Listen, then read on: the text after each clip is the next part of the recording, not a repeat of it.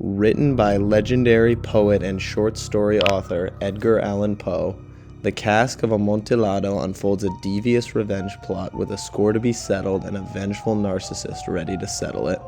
On a night of carnival celebration, the story's narrator, Montresor, leads the reader through his murder plot of an old acquaintance, Fortunato, whom he believes has wronged him. Montresor is a pragmatic and proud man, and this perceived insult sends him down a rabbit hole of revenge, revealing his true egomaniacal nature. This story fits in seamlessly with Poe's catalog of dark, gothic tales that are meant to reveal depressing truths about our reality.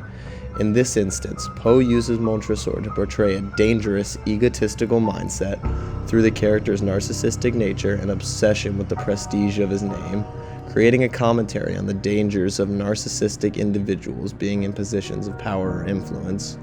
Montresor's monologue about Fortunato's weaknesses corroborates this argument through its deliberate sentence structure and detailed analysis of Fortunato's profile.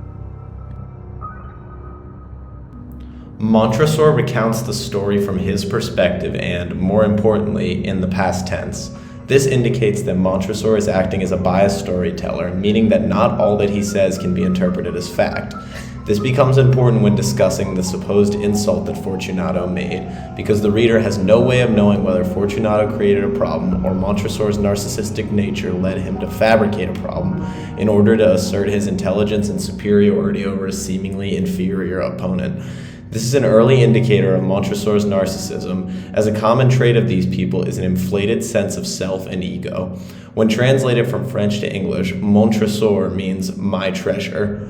This being his name insinuates that Montresor is prideful in his character and has a great sense of self-worth.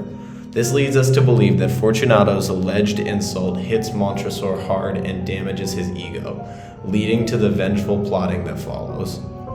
Montresor does not understand why a man who he perceives as lesser can slander him, and this manifests in an unrelenting lust for vengeance. This leads him down the rabbit hole of a murder plot that drives the story. Within the first few paragraphs, Poe sets up the conflict and characterizes Montresor as both egotistical and narcissistic. Montresor spends an entire monologue detailing his analysis of Fortunato's life and weaknesses. Montresor believes himself to be a mastermind in his revenge plot, carefully describing his thought process and saying, he had a weak point, this Fortunato, although in other regards he was a man to be respected and even feared. Montresor feels that he is the genius that could break Fortunato, whom he views as lesser despite respecting his value outside of their circumstance. He does, however, revere some attributes of Fortunato, which could be him further propping up the gravity of his eventual success. It is important to note that Montresor begins the reference statement with the weakness, prioritizing the negative aspects of Fortunato over the positive. This is a common choice that Poe makes when writing Montresor's thoughts, saving any positivity that he has for after the negativity.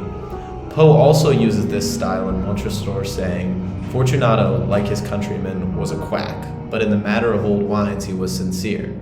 This stylistic choice accentuates Montresor's narcissism and his perception of others as inferior. He prioritizes the traits that he believes make Fortunato a quack over his skills and abilities.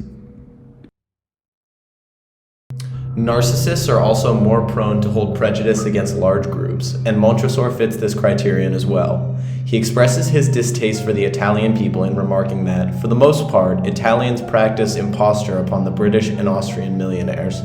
Montresor's mention of deception in the quote could be his moral justification for his actions by way of referencing Fortunato's assumed sins. Not only does Montresor poke fun at the stereotype that Italians pretend to be cultured to impress foreigners, but Poe also creates dramatic irony from this statement by having Montresor make it painfully obvious that he is planning to betray Fortunato. This irony helps to grow the tension as Fortunato walks closer and closer to his doom. As the story progresses, the reader realizes that Montresor is going to murder Fortunato, while he remains oblivious to this fact. Another ironic element is Fortunato's name, meaning lucky, and when juxtaposed with the literal perceived meaning of Montresor's name, creates a foil dynamic between them. While Montresor is cold and calculating, Fortunato is drunk, pompous, and foolish throughout the story, fueling Montresor's disgust for him. This dynamic strengthens the argument that Montresor could be imagining the insult that Fortunato made or perceiving it as far more serious than it was intended. Montresor's inflated sense of pride is threatened by a man who he perceives as a fool being in a position of power and influence, so he perceives that threat as a sort of defamation. This is another reason that Montresor could be targeting Fortunato with his rage. For a narcissist like Montresor, a fool being of equal or higher status is infuriating and fuels their worst impulses. In most stories, a man as flawed as Montresor would be the antagonist and would not achieve his goal at the end of the day. Instead, Poe chooses to depict Montresor as the primary voice and in a predominantly negative light throughout the story, as he is shown to have no interest but the murder of an acquaintance. In doing this, Poe creates a scenario where the dangerous, impulsive mind prevails over reason, mirroring situations that come about in our world when dangerous personalities or ideologies are given power.